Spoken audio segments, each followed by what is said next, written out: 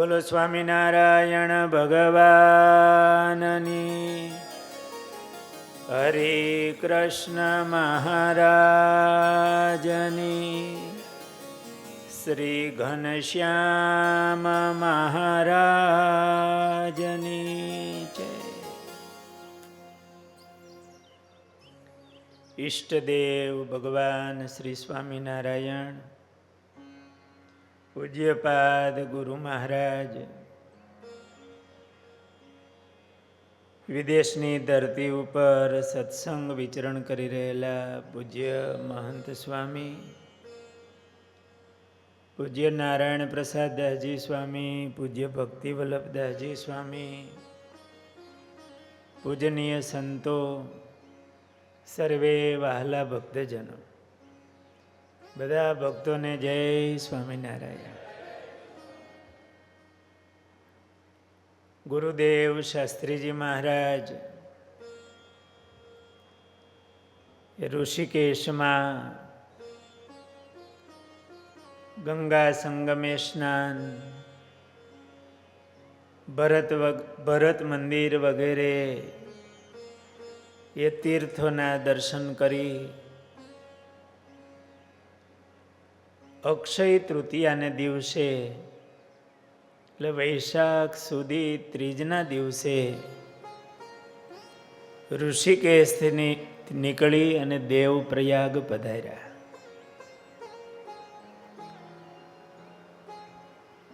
સોળસો ફૂટની ઊંચાઈ ઉપર આ દેવપ્રયાગ તીર્થ આવ્યું છે. અહીંયા અલકનંદા અને ભાગીરથીનો ભવ્ય સંગમ છે. બદ્રીનારાયણના ચરણમાંથી વહેતી અલકનંદા અને ગંગોત્રીથી વહેતી ભાગીરથી એ બંને અહીંયા મળે છે. નિષ્કુળાનંદ સ્વામીએ ભક્ત ચિંતામણીમાં આ સપ્તધારાના નામ લખ્યા છે. વૈશ્વોક સારા નલિની, પાવની વળી સરસ્વતી, જંબુ સીતા ગંગા સિંધુ, એ સપ્તધારા ઉત્તમયતી. લગભગ અહીંયા દેવ પ્રયાગમાં ગંગાજીના જુદી જુદી ધારાઓ એ ભળતી જાય, એમના સંગમ થતા જાય અને અહીંયા દેવપ્રયાગમાં સાતેય ધારાઓ એ મળી અને છેલ્લે અહીંયા અલકનંદા અને ભાગીરથીનો સંગમ થાય છે.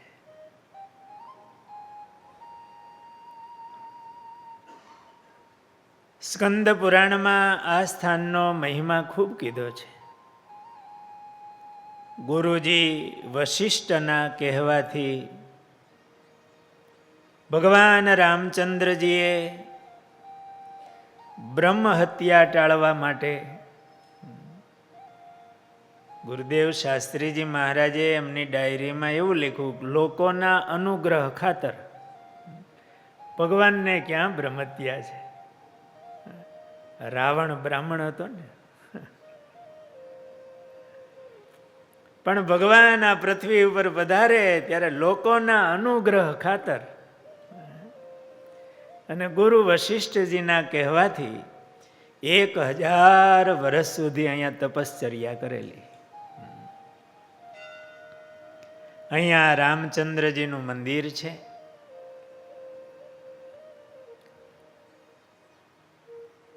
આ સંગમમાં સ્વામીએ સ્નાન કર્યું છે. આ બંને ગંગાજીનો સંગમ સ્વામી એમની ડાયરીમાં લખે છે કે તીર્થીઓના મનને પૂરતા પવિત્ર વાતાવરણમાં મૂકી દે છે અને ખરેખર દેવભૂમિનું ભાન કરાવે છે. આ તીર્થ દેખતા અહીં જ રહી જઈએ એવું આ શાંતિજનક સ્થાન છે. આજથી આ કેટલા વર્ષો પહેલા, 80 વર્ષની વાત છે.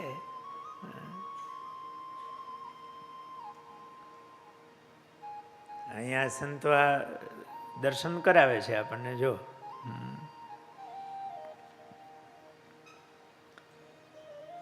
આ સંગમમાં ઠાકોરજીનો અભિષેક કર્યો અને સ્નાન કર્યું છે.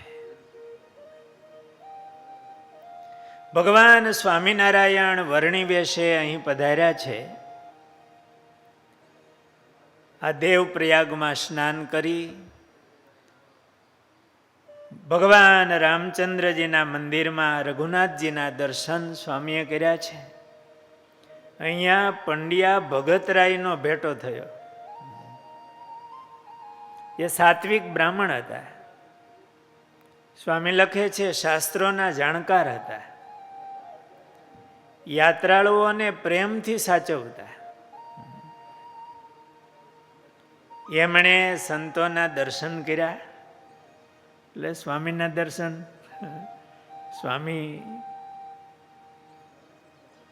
દર્શન કરતા અંતરમાં એને આકર્ષણ થયું કે આ સાધુ કંઈક નોખા છે.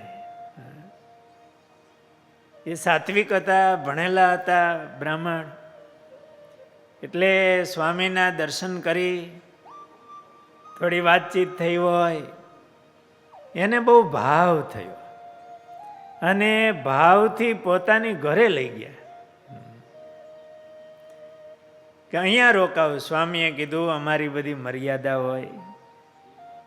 સ્વામીની ધર્મનિષ્ઠા અને જોઈ વાત સાંભળીને એને વધારે ભાવ થયો અને પોતાના ઘરે ઉપલા માળે ઉતારો આપ્યો. એનું 2 માળનું મકાન હશે. એને ભાવ થયો કે કોઈ ધર્મશાળામાં નહીં પણ મારું ઘર પાવન થાય કે આવા મહાપુરુષ મારે ત્યાં ઉતરે. એટલે ઉપલા માળે ઉતારો આપ્યો. એકાંત સ્થાન હતું. મર્યાદા એ પૂરી એમણે સાચવી.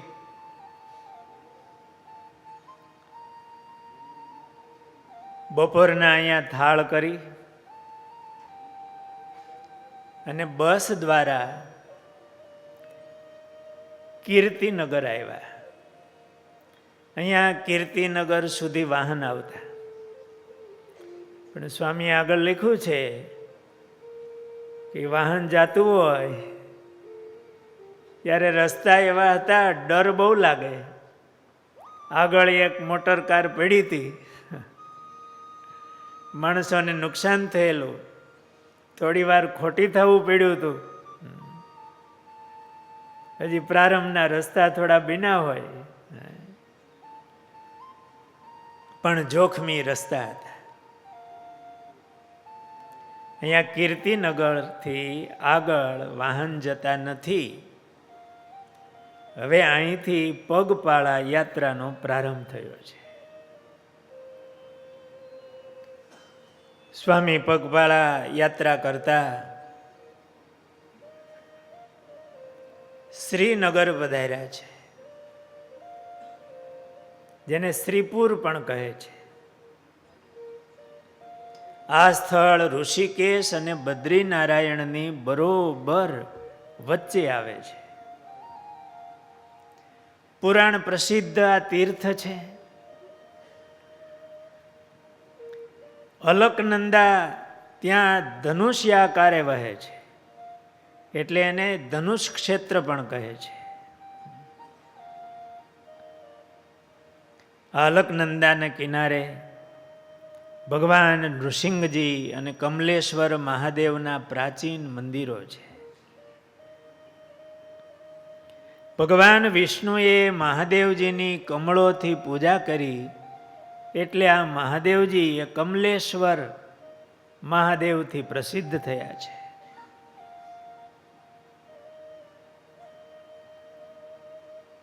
સ્વામીએ આ ધનુષાકારે વહેતી અલકનંદામાં સ્નાન કર્યું છે, ઠાકોરજીનો અભિષેક કરી સ્નાન કર્યું છે ને ત્યાં રેતીમાં બેસીને સ્વામીએ ધ્યાન કર્યું છે. એ દિવ્ય ભૂમિ, ગંગાજીનો કિનારો, ઠાકોરજી સાથે હતા, અભિષેક થાય, ઠાકોરજી પધરાવે, એ સંતો બેઠા હોય, થોડી વાર ધ્યાન કરે.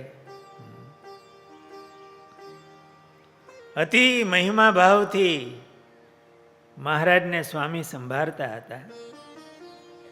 અને આ હતું શ્રીપુર, શ્રીનગર. ને સ્વામીએ એમના જીવનમાં હરિલીલા અમૃતમાં, હું ચોક્કસ આંકડો ભૂલી ગયો છું, પણ સ્વામી પાસેથી સાંભળેલું કે 33 કે 34 પાઠ હરિલીલામૃતના સ્વામીએ કરેલા. ત્યાં નહીં, સ્વામી એમના જીવનમાં. હરિલીલામૃત બહુ મોટો ગ્રંથ છે. એમાં ખાલી હરિલીલામૃતના આટલા પાઠ સ્વામીએ કરેલા. અને હરિલીલામૃતના રાગ ઢાળ એ બધા સ્વામી સારી રીતે ગાતા, શીખવતા. અને એમાં સરસ મહારાજની લીલાનું વર્ણન. એટલે સ્વામીને આ ગ્રંથ બહુ ગમતો. સ્વામી ધામમાં પધાર્યા ત્યારે છેલ્લા દિવસોમાં સ્વામીના રૂમમાં આ હરિલીલામૃતની કથા થતી. પેલા વચનામૃતની કાયમ કથા થતી, પણ સ્વામી ધામમાં પધાર્યા એ વખતે આ હરિલીલામૃતની કથા સ્વામીના રૂમમાં થતી. એમાં પણ હરિલીલામૃતમાં અમુક કોયડાઓ આવે, એવા આમ ઉપદેશના કોયડા આવે, પેલા શું કહેવાય એને, બનાવેલા હોય. એને સ્વામીને બધું આવડે. એ કોયડાઓ ઉકેલતા, એક એક એમના અર્થો, શબ્દાર્થો.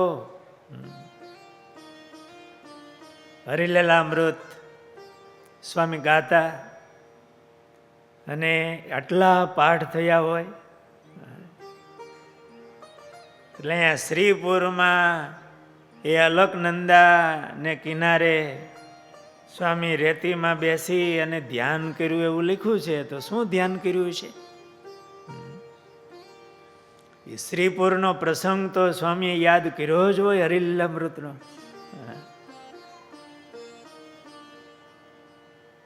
કે મહારાજ નીલકંઠ વર્ણી વેશે એ શ્રીનગર પધાર્યા.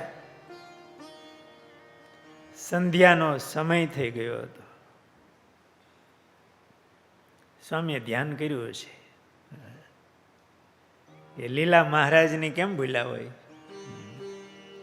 અને હરિલીલામૃતનો આ પ્રસંગ આધારાનંદ સ્વામીએ એમના ગ્રંથમાં આ લીલાને બહુ વિસ્તારથી લખી છે. હરિલીલામૃતમાં પણ એ પ્રસંગ આવે કે નીલકંઠ મહાપ્રભુ એ શ્રીપુર પધાર્યા ત્યારે સૂર્યાસ્ત થઈ ગયો હતો. ગામ બહાર એક મઠ જોયો. તેમના ઓટા ઉપર મહા તેજસ્વી આ બાલ બ્રહ્મચારી નીલકંઠ મહાપ્રભુ એ મૃગચર્મ પાથરી અને ધ્યાનસ્થ બેઠા. મહારાજની કેટલી ઉંમર છે? 12મું વર્ષ ચાલે છે. મહારાજ ઘરેથી નીકળ્યા અને પછી આ બાજુ જ આવ્યા છે. એ બાળ વર્ષના બાળ બ્રહ્મચારી એક કોપીન ઉપર આચ્છાદન વસ્ત્ર ધારણ કરેલું હોય, ગળે શાલિગ્રામ ભગવાન બાંધેલા, માથે પિંગલવર્ણી જટા, તપસ્વી કાયા, મહારાજ હાથમાં જપમાલા લઈ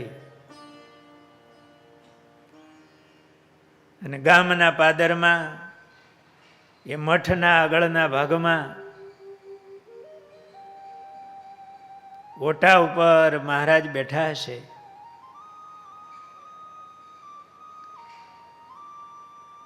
આ વર્ણીને જોયા. મઠમાંથી મહંતજી બહાર આવ્યા. એમણે આ બાળક તપસ્વી,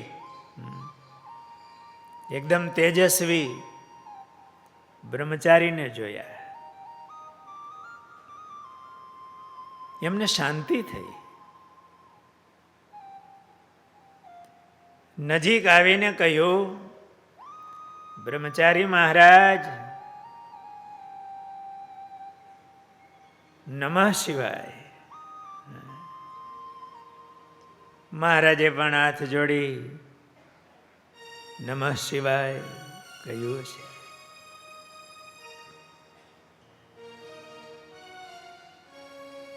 બ્રહ્મચારી મહારાજ, મઠની અંદર પધારો.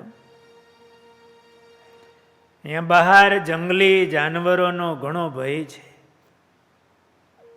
બહાર બેસવું તે ઠીક નહીં.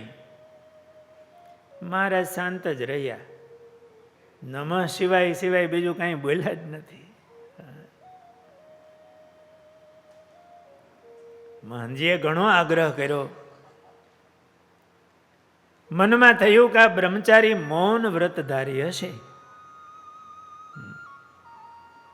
બહુ નજીક આવીને વહાલને ભાવ થયો હશે. એટલે મહંતજીએ પાસે આવીને થોડું મહારાજનો સ્પર્શ કર્યો હશે. અરે બ્રહ્મચારી મહારાજ, તમે આ પ્રદેશથી નવા છો. અહીંયા હિંસક જનાવર આવે છે. તમે મઠમાં પધારો. અને મઠમાં ન આવવું હોય તો ગામમાં પધારો. પણ અહીંયા બહાર ન બેસો. અમે વસ્તીમાં જતા નથી. અમને મૃત્યુનો ભય નથી. મહંતજીને થયું કે આ બાળ હઠ અને જોગી હઠ બે ભેળી થઈ છે.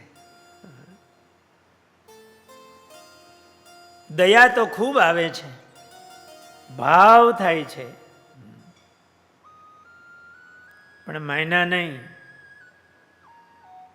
એટલે મહંતજીએ પોતાના આશ્રમમાં ગયા. સાંજના સમય પ્રમાણે, નિયમ પ્રમાણે એમના દરવાજા બંધ થયા. રાત્રિના 2 પ્રહર વીતા અને કેસરી સિંહની ડણક સંભળાણી. મહંતજી, પૂર્વવાસીઓ બધા જાગી ગયા. ગયા નિશાના જુગ જામ જ્યારે, આવ્યો પ્રભુ આગળ સિંહ ત્યારે, પાડે બહુ ત્રાડ પ્રમત્ત તેહ, જાયગા મહંતાદિક લોક તેહ, જાણ્યું મરાયો લઘુ બ્રહ્મચારી, જોયું ઉઘાડી અતિ ઊંચી બારી, દીઠો પ્રભુ આગળ સિંહ હેઠો બેઠો, ત્યારે થયો કાંઈક જીવ હેઠો. સિંહની ત્રાડ સંભળાણી ને એટલે મહંતજીએ જોયું ઉગાડી અતિ ઊંચી બારી. મહંતજીનો રૂમ હશે મેળી ઉપર, એની બારી ઉગાડીને આમ જોયું. સિંહ બ્રહ્મચારી પાસે આવ્યો તો ખરો. મહારાજે આમ સામે જરાક દ્રષ્ટિ કરીને સિંહ બેસી ગયો. ઊંચે રહી ધીરજ ઉર ધારી, ત્યાં બીક લાગી હતી. ઊંચે રહી ધીરજ ઉર ધારી, જુવે તમાસો ચિત્તમાં વિચારી. જોયું પ્રભુએ નિજ દ્રષ્ટિ સાંધી, તે સિંહને તો થઈ ત્યાં સમાધિ. મહારાજે સિંહને સમાધિ કરાવી. સ્વામી એ અલકનંદાને કિનારે ઠાકોરજીનો અભિષેક કરી, સ્નાન કરી અને ધનુષ્યાકારે વહેતા એ ગંગાજીએ બેઠા હશે કિનારે રેતીમાં. થોડી વાર ધ્યાન કર્યું છે તો મને એમ છે કે આ ચરિત્રને તો સ્વામીએ સંભાળ્યું જ હશે. કારણ કે આટલા પાઠ જેમણે હરિલીલામૃતના કર્યા છે અને એ તીર્થમાં નીકળ્યા છે, ત્યારે એમના હૃદયમાં આ તીર્થનો મહિમા, જે ગંગાજીમાં ભગવાનના અવતારો થયા, કેટલા પૂર્વે ઋષિ મુનિઓ થયા, એમના સંબંધમાં આવેલું આ ગંગાજી તીર્થ અને પોતાના ઉપાસ્ય ઈષ્ટદેવ નીલકંઠ પ્રભુ, એમનું પણ ત્યાં વિચરણ છે. એ મહિમા ભાવ એમના હૃદયમાં ધારી અને ધ્યાન કરતા હશે. મહારાજની મૂર્તિને સંભાળી હશે.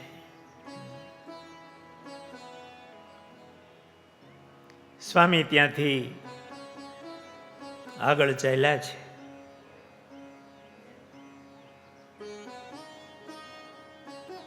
સ્વામીનું તીર્થાટન પણ એટલા માટે જ કદાચ હશે,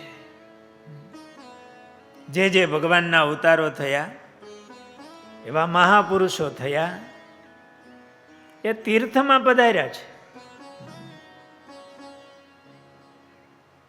અને ભગવાન પ્રેરણા પણ કરતા હશે એવા મહાન આત્માઓને કે તીર્થમાં મોકલતા હશે, જાઓ. અને તીર્થને વિશેષ તીર્થત્વ મળે. જે ભગવાનને અખંડ ધારી રહેલા હોય એવા મહાપુરુષો, યદ પદે તીર્થ જાતમ.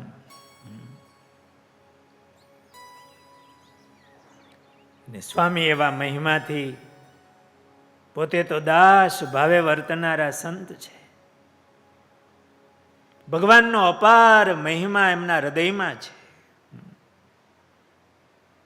પણ એવા મહાપુરુષોનું જેમને દર્શન થાય એ પણ પાવન બને. કેટલા યાત્રાળુઓ, દૈવી આત્માઓ ત્યાં યાત્રામાં આવતા હશે. ગંગાજી વગેરે તીર્થો એ સ્થાવર તીર્થ છે, ને આવા મહાપુરુષો એ જંગમ તીર્થ છે. અને એ સ્થાવર તીર્થમાં જ એવા જંગમ તીર્થના દર્શન થતા હોય કે બહુ મોટી હોટેલો હોય ત્યાં ન થતા હોય. હવે તીર્થોમાં એવા મહાપુરુષોના વિચરણ હોય, ત્યારે ઘણા દૈવી આત્માઓને પણ આ તીર્થમાં એવા ભગવાનના સંત, એમનો સંબંધ, દર્શન વગેરે થતા હશે. સ્વામી અહીંયા સ્નાન કરી આગળ ચાલતા રસ્તામાં ભટ્ટી શેરા બપોરે થાળ કરી અને સાંજના 18 માઇલ એટલે 27 કિલોમીટર વૈશાખ સુધી પાંચમના દિવસે રુદ્રપ્રયાગ પધાર્યા.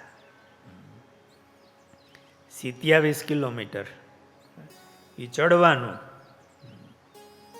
અને સામાન ભેળો પૂજા પાઠ વગેરે બધું સામાન ભેળો હોય.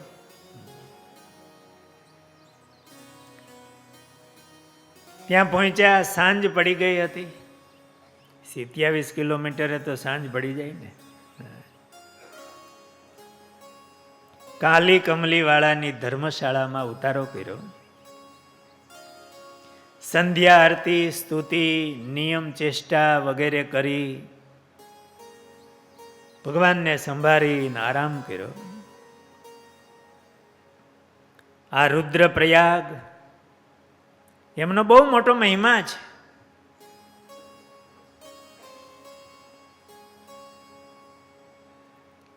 આદિ યુગમાં રુદ્રએ એટલે શિવજીએ 18 લાખ વર્ષ સુધી અહીંયા તપશ્ચર્યા કરેલી. એટલે અમને રુદ્રપ્રયાગ કહેવામાં આવે છે. અને નારદજીએ 7 મન્વંતર સુધી તપશ્ચર્યા સાથે સંગીતની સાધના કરી હતી. મહારાજે વચનામૃતમાં, મને એમ છે પ્રથમના 4થા વચનામૃતમાં યાદ કર્યું છે. નારદજી તો ભક્તિના આચાર્ય, એટલે ખાલી સંગીતની સાધના વેળા વેળા કીર્તનો ગાયા હશે. એટલે બહુ આ તીર્થ તો બહુ ભક્તિવાળું ભાઈ. તપશ્ચર્યા, ભક્તિ. આ જગ્યાએ રુદ્રએ એટલું તપ કર્યું હતું ને, એટલે શિવાલય છે. સ્વામીએ રાત્રિ પડી ગઈ હતી, કાલી કમલીમાં ઉતારો કર્યો છે. સવારે પૂજા પાઠ કરી પરવારી અને રુદ્રપ્રયાગ, જ્યાં કેદારનાથના ચરણમાંથી વહેતી શ્યામલ વર્ણી મંદાકિની અને બદ્રીનાથના ચરણમાંથી વહેતી ધવલ વર્ણી અલકનંદા, આ બંને નદીઓનો સંગમ થાય છે. એટલે અમને રુદ્રપ્રયાગ કહેવામાં આવે છે. જ્યાં જ્યાં સંગમ ને પ્રયાગો છે ને, ત્યાં સ્વામીએ સ્નાન કર્યું જ છે. સ્વામી અહીંયા સંગમની અંદર સ્નાન કર્યું છે. 2003 વૈશાખ સુધી છઠ, શનિવાર 26/4/1947 આ દિવસ છે.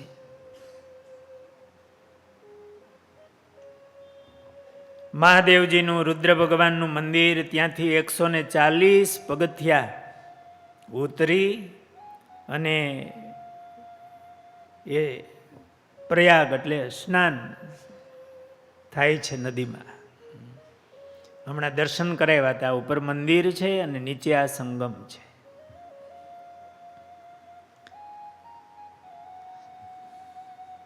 સ્વામીએ અહીંયા સ્નાન કર્યું છે. સંગમમાં સ્વામીએ સ્નાન કર્યું,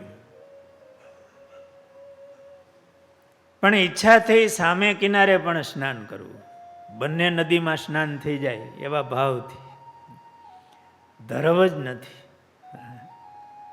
એમના હૃદયમાં એવો મહિમા છે. એકની એક જગ્યાએ 2 વાર સ્નાન.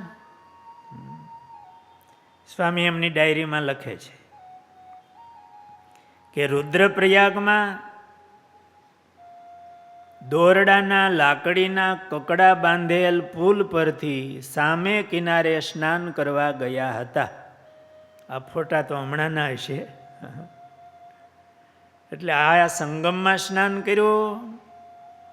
સંગમમાં આમ એક નદીનો જ પ્રવાહ આવતો હશે, 2 એકદમ વેગથી આવે ને. એટલે સામે કિનારે એ વખતે દોરડાનો પુલ હતો, લાકડીયું બાંધેલી હોય, વારા ફરતી આવવા દેતા. સ્વામી સામે કિનારે પણ ગયા અને ત્યાં સ્નાન કર્યું છે.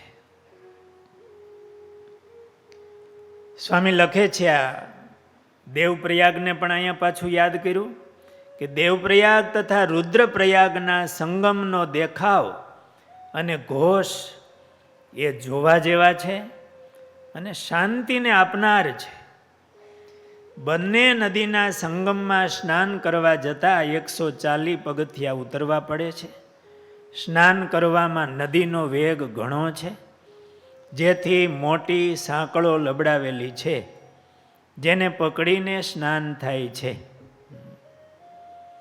સ્વામી અહીંયા એની ડાયરી છે ને, કોઈ વાંચે ને અને ડાયરી ભેગા લઈને યાત્રા કરવા જાય ને, કોઈને પૂછવું ન પડે. અહીંયા રુદ્રદેવનું ડાયરીમાં લખ્યું છે કે 18 લાખ વર્ષ પર્યંત યાદી યુગમાં અહીંયા તપશ્ચર્યા કરેલ છે. પાંડવો પણ અહીં ઘણું રહ્યા છે. સ્વામીએ આ સંગમમાં સ્નાન કર્યું છે. પછી આગળ કેદારનાથ તરફ જવું છે. સામે રુદ્ર ભગવાનનું મંદિર છે. ત્યાં નારદજીએ 7 મન્વંતર સુધી સંગીતની સાધના કરી છે, ભક્તિ કરી છે. સ્વામી ત્યાં દર્શન કરીને જરાક આગળ ચાલ્યા. એ આમ ડુંગરો આવે છે, થોડુંક આગળ નજર કરી આગળ ચાલતા રઘુવંશના શ્લોકો સંભળાણા છે. સ્વામી એવું કહેતા કે સ્પષ્ટ ઉચ્ચાર. સ્વામી સ્પષ્ટ ઉચ્ચારના બહુ આગ્રહી હતા. સરસ સ્પષ્ટ ઉચ્ચાર થતા હતા. એ રઘુવંશના શ્લોકો સંભળાણા. સ્વામી કે એ તરફ આમ વૃત્તિ ગઈ, દ્રષ્ટિ ગઈ. એ કેડીએ ચાલતા એક પર્ણકુટી, અને પર્ણકુટીમાં એક સંન્યાસી મહારાજ 5-10 બ્રાહ્મણ બાળકોને સંસ્કૃત ભણાવતા હતા. સ્વામી કે એ તરફ થોડું આકર્ષણ થયું. ગયા ત્યાં એ સંન્યાસી મહારાજ અંધ હતા.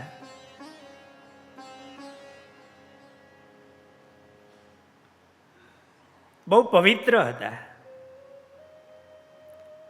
સંતો આવતા હતા, એનો પગરવ એ સાંભળી ગયા. વિદ્યાર્થીઓને જરા પૂછ્યું હશે, કોઈ સંતો આવ્યા છે. આવકાર આપ્યો, બેઠા. સ્વામી એવી વાત કરતા કે અમને એમની આગળ એક કેરીનો ટોપલો હતો અને એ કેરીના ફળ બહુ મોટા. એમણે કેરીઓ આપી બધાને. બધા 8 જણા હતા ને, મોટી મોટી કેરી બધાને. એ સંન્યાસી મહારાજે સુરદાસજી હતા, એમણે કેરી આપી. સ્વામી એવી કહેતા એવી મોટી કેરી હતી. સ્વામી ત્યાં રોકાણા છે, એમને મળ્યા છે, એમનો પરિચય થયો છે. સ્વામી એવું લખે છે એમની ડાયરીમાં કે સંગમ પર રુદ્રનાથ દેવનું મોટું મંદિર છે, જ્યાં સ્વામીજી સચ્ચિદાનંદજી કૌંસમાં લખ્યું છે અંધ સંન્યાસી રહે છે. પોતે ઘણા પવિત્ર છે ને પરમારથના ઘણા કામો કરે છે. ઇસ્પિતાલ, સ્કૂલ પણ તેમણે જ ઉપદેશ આપીને કરાવ્યા છે.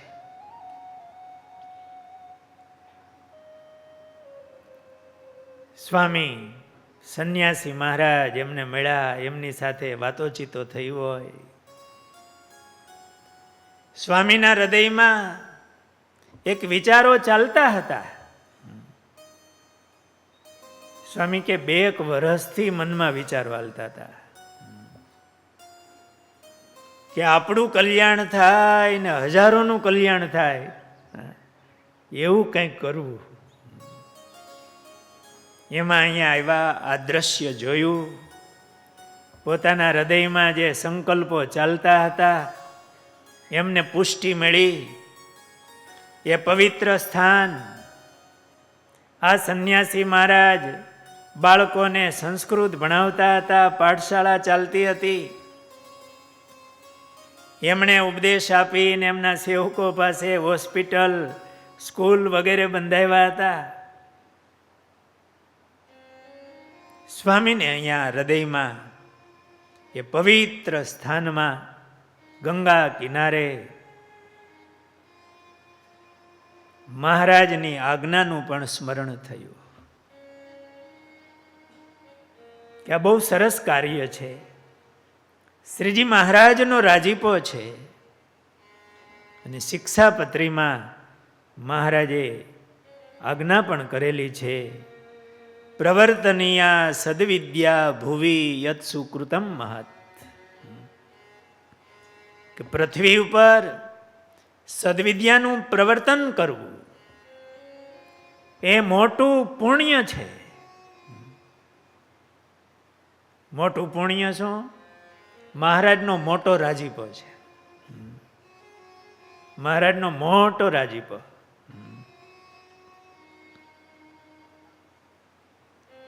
અને મહારાજે દીન દુખિયાની સેવાનું પણ લખ્યું. સ્વામીના હૃદયમાં સ્વામી એવું કહેતા, મનમાં એમ થયું એ જોઈને, પેલા સંન્યાસી મહારાજ બાળકોને ભણાવતા હતા ને, એ જોઈને થયું આપણે આવું કંઈક કરીએ તો મહારાજ કેવા રાજી થાય. એક વિચાર તો હતો, એમને પુષ્ટિ મળી. શ્રીજી મહારાજની આજ્ઞાનું સ્મરણ થયું. અને સ્વામીને આ ક્ષેત્રમાં પોતાના સંકલ્પની દ્રઢતા થઈ. ગુરુદેવ શાસ્ત્રીજી મહારાજ આ વાત કરતા, એમનો આપણે વિડીયો નિહાળીએ.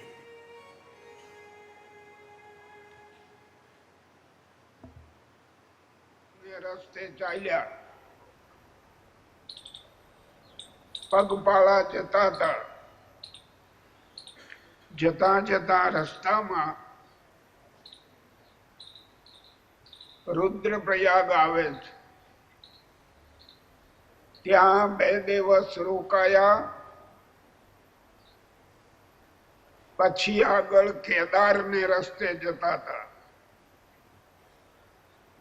બદ્રીનાથ આ કેદારને રસ્તે રુદ્રપ્રયાગની નજીકમાં જ એક પહાડ ઉપર નાનું ડેરું દેખાયું. સંકલ્પ થયો કે શું હશે? પહાડ એકદમ ચડાઈ વાળો હતો. ઉપર ગયા, જરાકથી દૂર હતા, ત્યાં રઘુવંશ કાવ્યનો એક શ્લોક સંભળાયો. મનમાં જરા આનંદ આવ્યો કે અહીંયા મારું જંગલમાં કોઈ ભણતું ભણાવતું લાગે છે. શબ્દને નિશાને ગયા. ત્યાં ઘાસની પર્ણકોટી હતી. એક વૃદ્ધ સંન્યાસી પાટ ઉપર બેઠા હતા અને વિદ્યાર્થી 5-10 આગળ છોકરાઓ બેઠા હતા. આ રઘુવંશનો પાઠ આપતા હતા. આ દેહ કઈ ભગવાન એવું કામ કરાવે જેમાં હજારોનું કલ્યાણ હોય અને આપણું કલ્યાણ હોય. એવા સંકલ્પ જો કે 2 વર્ષ ત્યાં થયા કરતા હતા. એને આ પોષણ મળી ગયું.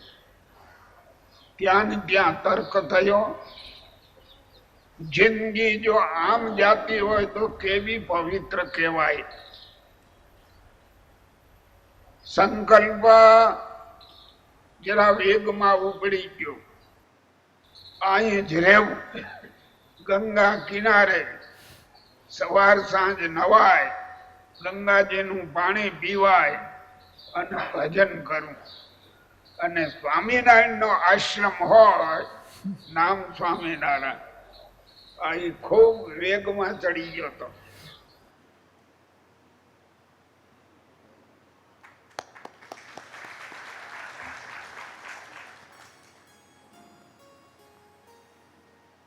સ્વામીના હૃદયમાં કેવો ભાવ કે આપણું કલ્યાણ થાય ને હજારોનું કલ્યાણ થાય, આવું કંઈક કરીએ, ભગવાન રાજી થાય. સ્વામીને ત્યારે તો ત્યાં આશ્રમ કરવાનો સંકલ્પ થયો હતો ગંગા કિનારે, પણ આપણા કલ્યાણને માટે સ્વામીને મહારાજ પાછા અહીંયા લાવ્યા. સ્વામી છપૈયા પધાર્યા હતા તો ત્યાં ઘનશ્યામ મહારાજને પ્રાર્થના કરી કે મહારાજ, બીજા કોઈને કીધું નહોતું, ભેળા હતા એ નહીં,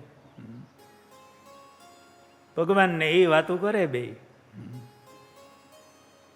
મહારાજને પ્રાર્થના કરી કે મહારાજ, જો આમાં તમારો રાજીપો હોય, હું સાચે માર્ગે જાતો હોઉં તો ભેગા ભળજો અને નહીતર રોકજો.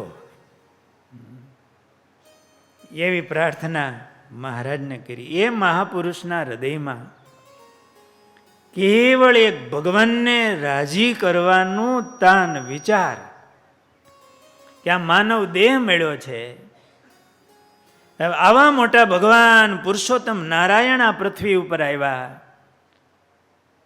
એના નંદ સંતો એમણે કેવા દાખલા કર્યા. તો એ ભગવાનને ઓળખાવા માટે, આ સત્સંગના બગીચાને પાણી પાવા માટે હું કંઈક કરું અને રાજીપો મેળવું. પણ મહારાજને રાજી કરવા માટે બીજો કોઈ હૃદયમાં ભાવ નહીં. સ્વામી કે બહુ જોઈએ રાખતો અંતરમાં કે હું સાચે માર્ગે તો છું ને, મહારાજનો આમાં રાજીપો તો છે ને, એમ સતત મનમાં વિચાર આવતો. સ્વામી કે જેને ટાઢ આવી હોય ને એને ધ્રુજ આવે. સ્વામી એવું કહેતા સંતોને, તમને ધ્રુજ આવે કે આ પુરુષોત્તમ નારાયણ આ પૃથ્વી ઉપર આવ્યા, એ સંતોએ એવા દાખલા કર્યા, તો આ સત્સંગનો બગીચો એને પાણી પાવું, એ હુકાતો હોય તો અંતરમાં દુઃખ થાય. કે ધ્રુજારી આવે છે કે અમને ધ્રુજારી આવતી, કે મહારાજને રાજી કરવા માટે કંઈક કરવું, અને કેવળ ને કેવળ મહારાજને રાજી કરવા માટે પોતાના અંતરવૃત્તિ, પોતાના આત્મભાવ સાથે સેવક બની અને મહારાજને રાજી કરવાની ભાવના, આ લોકના પ્રવાહમાં તણાવવામાં નહીં. એ સ્વામીના પ્રવચનો આપણે સાંભળીએ છીએ. સ્વામીના હૃદયમાં એ ભાવ હતો. તો એ મહાપુરુષે આ ગુરુકુલની સ્થાપના કરી. કલ્પનામાં ન આવે.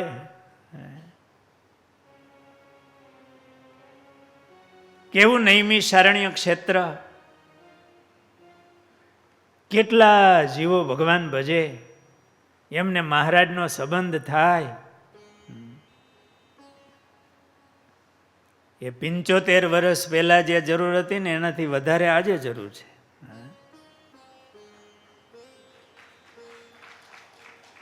સ્વામી તો બહુ દીર્ઘદ્રષ્ટા હતા. એમને ભવિષ્ય દેખાતું હતું. એમને આ સત્સંગની સેવા કરવી હતી. અને આ ગુરુકુલ કર્યું. સ્વામી એવું કહેતા કે આ ગુરુકુલને ઓળખે કોણ? કેવળ ભણવા માટે નથી, આ ભગવાનને ઓળખાવા માટે છે, ભગવાનમાં જોડવા માટે છે. એ મહાપુરુષનો એક સાચો સંકલ્પ.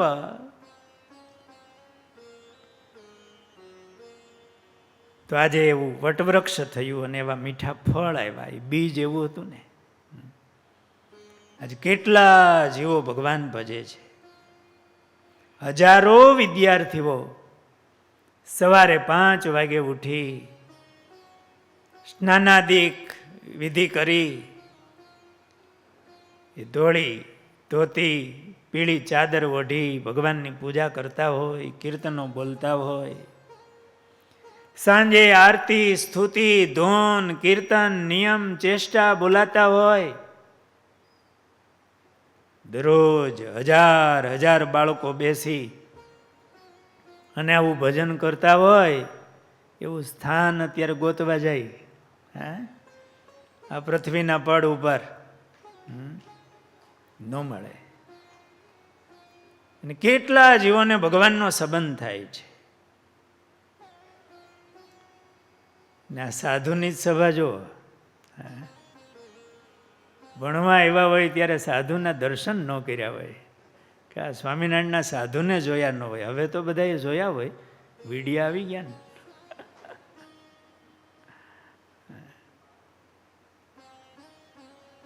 કેવા સંતો થયા.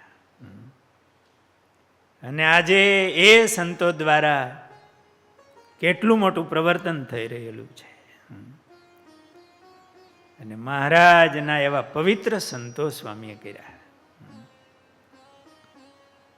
એટલે કેટલું ભજન ભક્તિ, આ પરોપકારના કાર્યો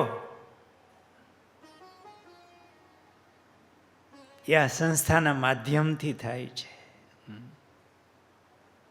પૂજ્ય મહંત સ્વામી વાત કરે છે કે આ ગુરુદેવ શાસ્ત્રીજી મહારાજનું કાર્ય એ સ્વામીનું નથી, સ્વામિનારાયણ ભગવાનનું છે.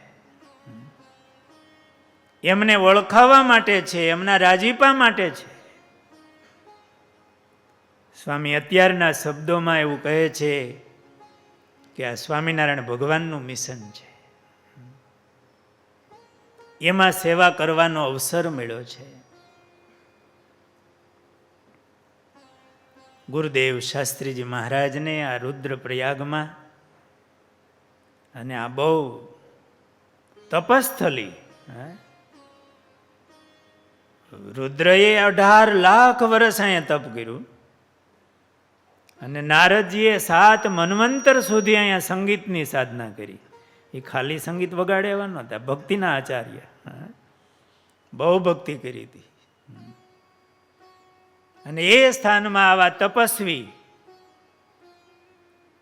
અને ભગવાનમાં અપાર પ્રીતિવાળા એવા સંત પધાર્યા છે. ત્યારે ગુરુદેવ શાસ્ત્રીજી મહારાજના હૃદયમાં આ એક સંન્યાસી મહારાજ બાળકોને ભણાવતા હતા. એમના પરોપકારના કાર્યો જોઈ શિક્ષાપત્રીના શ્લોકોનું દર્શન થયું છે અને પોતાના સંકલ્પને અહીંથી પુષ્ટિ મળી છે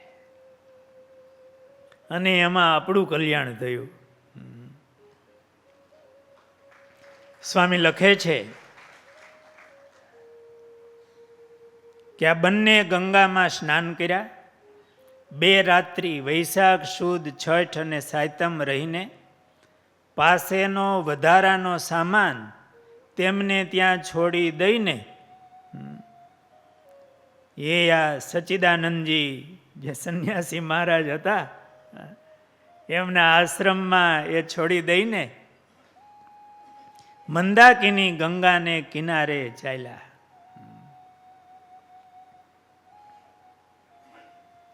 આગળ ચાલતા હિમાલયના શિખરોની ચોટીઓ પહાડો ઉલ્લંઘતા આગળ 11 વાગે ગુપ્ત કાશી આવ્યા છે.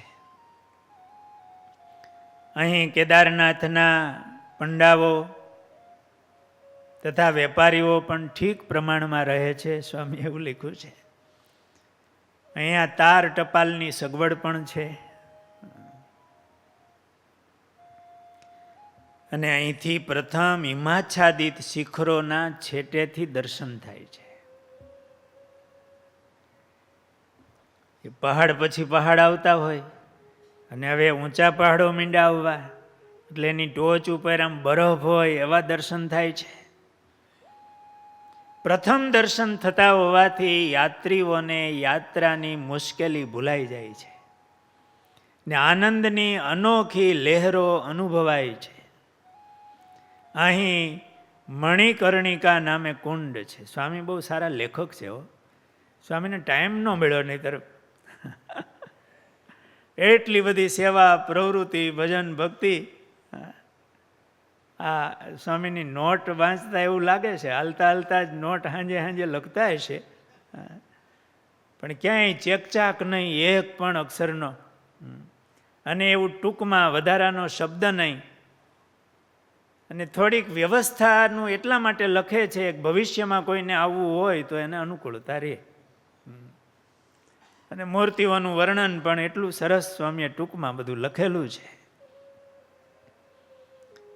પ્રથમ દર્શન થતા હોવાથી યાત્રીઓને યાત્રાની મુશ્કેલી ભૂલાઈ જાય છે અને આનંદની અનોખી લહેરો અનુભવાય છે. અહીંયા મણિકર્ણિકા નામે કુંડ છે, જેમાં સ્નાનનો મોટો મહિમા છે. તેમાં સ્નાન કર્યા, સાથે મોટું શિવાલય છે, ત્યાં મહાદેવજીના દર્શન કર્યા. આ મહાદેવ કાશી વિશ્વનાથ કહેવાય છે. આ ગુપ્ત કાશી એટલે અહીંયા હિમાલયમાં કાશીમાં કાશી વિશ્વનાથ મહાદેવના દર્શન કરીએ એમની જ અહીંયા પ્રતિકૃતિ, અને એ દર્શનનો એટલો મહિમા છે. સાથે અંગદેવો પણ છે. સ્વામીએ વિસ્તારથી લખ્યું છે. અહીંથી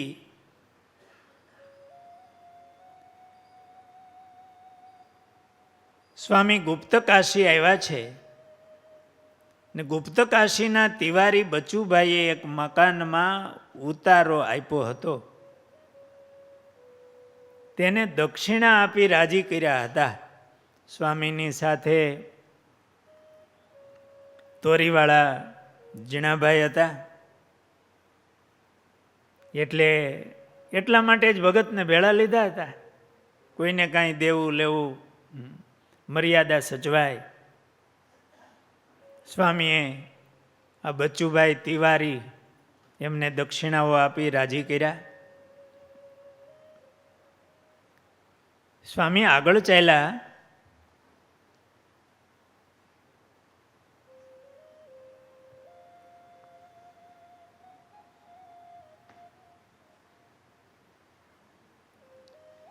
મૈખંડા ચટ્ટી આવ્યા છે. જમદગ્નિ ઋષિની પુણ્યભૂમિના આ દર્શન કર્યા અહીંયા. ત્યાંથી આગળ ચાલતા બીજી રામપુર ચટ્ટી આવી છે. અહીંયા ઠાકોરજીના થાળ કર્યા છે. આગળ કેદારનાથજી વાળો માર્ગ છોડી ત્રિયુગી નારાયણ જવાને માર્ગે કેડીએ ચાલ્યા. હું ડાયરીમાં થોડુંક વિસ્તાર છે ને એટલે હું ટૂંકમાં થોડુંક લઉં છું.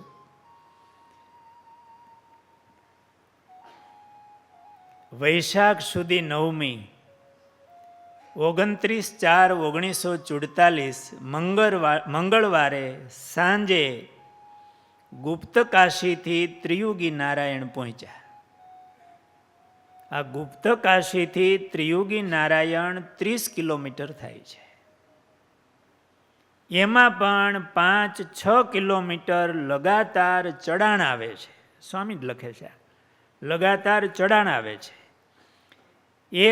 આ કઠિન યાત્રા એક દિવસમાં પૂર્ણ કરી. 30 કિલોમીટર, એમાં 5-6 કિલોમીટરની એકદમ ચડાઈ આવે ત્રિયુગી નારાયણ જવાની. અને હરિજયંતીનો દિવસ એટલે ઉપવાસ.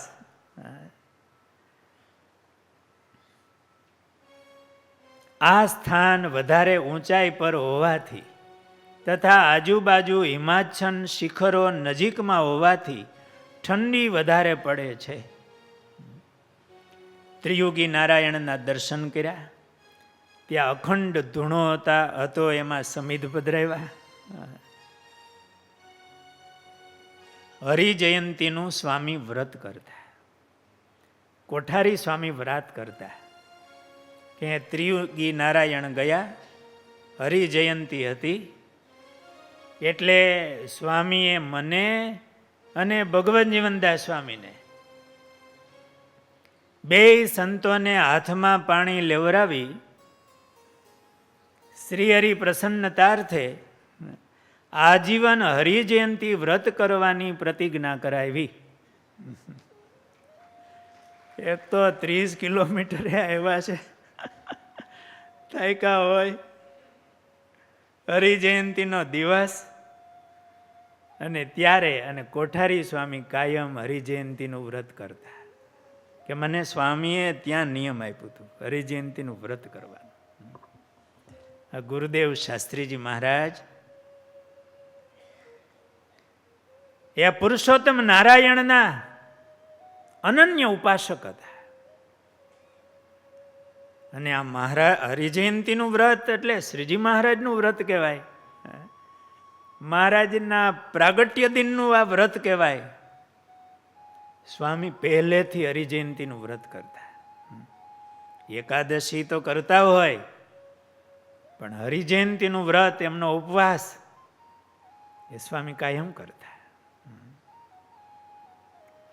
આ હરિજયંતીનું વ્રત સ્વામીએ કરેલું છે.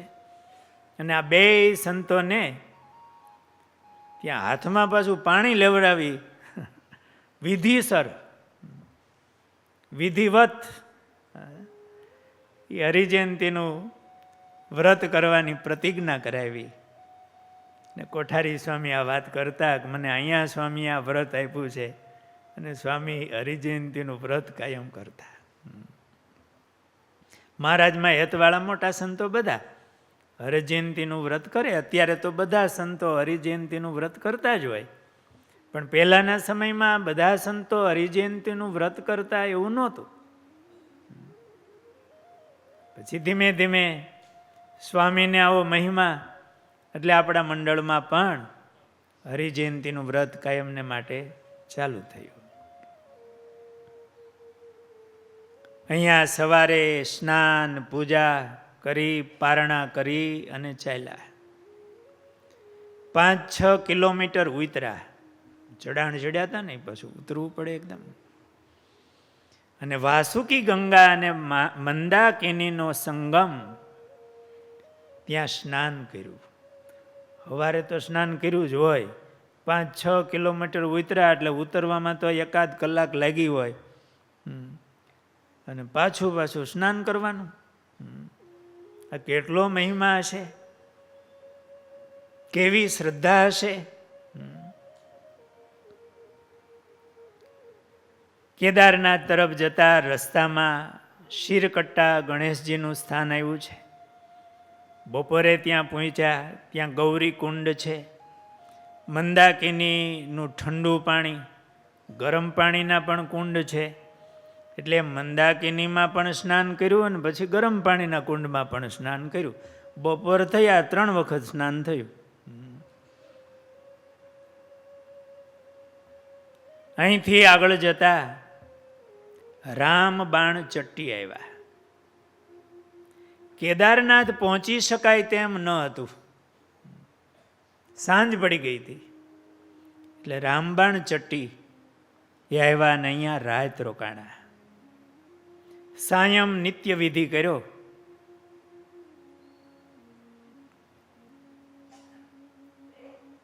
બહુ સરસ. હવે સ્વામીની ડાયરી જ વાંચી છે. સાંજના આરતી ટાઈમે વૈશાખ સુધી દશમ રામબાણ ચટ્ટી આવ્યા. ચટ્ટી ભારે ઠંડીમાં છે, કારણ કે કેદારનાથ નજીક આવી ગયું છે હવે. કારણ કે બરફના પહાડોમાં અને ગંગાજીના કિનારા પર છે. ત્યાં થોડો વરસાદ પણ થયો અને અસહ્ય ઠંડી પડી. મોડા જવાથી ચટ્ટીમાં ઉતરવાની જગ્યા મળી નહીં. છેવટમાં એક છાપરામાં અધર જૂના પીઢડા પર માથા ઉપર છાજ અડી જાય તેવા પાટિયા ઉપર ખૂબ જૂની ધૂળ પડેલ તે અંધારામાં થોડી જગ્યામાં આખી રાત્રિ કાઢી હતી. વર્ણન બરોબર સંભળાણું? એ ચટ્ટી હોય એ એવી હોય, બોલે ઝૂંપડા જેવું હોય, એનો વળી મેળો હશે. મેળા ઉપર માથું અડી જાય, છાજ બધું અડી જાય, એવી રીતનો. ભાઈ અમારે બીજી કાંઈ જગ્યા નથી, ઉપર જરાક મેળો છે એટલે મેળા ઉપર વાંકા વાંકા રહેવું પડે ને કાં બેહવું પડે ને કાં હોવું પડે. થોડી જગ્યા અને કોઈ ઉતરે નહીં એટલે ધૂળ ચડી હતી, ધૂળ પડી હતી મેળા ઉપર. બીજું શું હોય? એને આમ રજોટિયું જ કહેવાય. આમ તો એની ભાષા જેવી કે રજોટિયું. ઓલી ધૂળ હેઠે ન આવે ને એટલે એ કર્યું હોય. એ રજોટિયામાં જૂની ધૂળ પડેલ તે અંધારામાં થોડી જગ્યામાં આખી રાત્રિ કાઢી હતી. પણ થાક લાગવાથી, આગલા દિવસનો 30 કિલોમીટરનો થાક હતો. બીજે દી દશમના સવારે નીકળ્યા હતા. એ ચડ્યા, જવું તું કેદારનાથ, પણ પહોંચી શકાય એમનું હતું નહીં, એટલે અહીંયા રોકાણા હતા. થાક લાગવાથી તેવી જગ્યામાં પણ રાત્રિએ થોડી ઊંઘ પણ આવી ગઈ હતી. ઠંડીને લઈને ઊંઘ ન આવત, પણ નીચલા ભાગમાં ઉતરેલ યાત્રીઓના ધૂણાની ગરમીથી ઠંડી આપોઆપ અમને થોડી લાગી હતી. લાકડા લેવાના પૈસા દેવા નહોતા પડ્યા. એ તો ઓલા ચટ્ટીમાં રહેવાનું હોય, હેઠે મેળો હોય, છતાંય આખી રાત્રિ એ તાપ ચાલુ રાખવો પડે તો એ હેઠે રહેવાય, એવી ઠંડી હતી.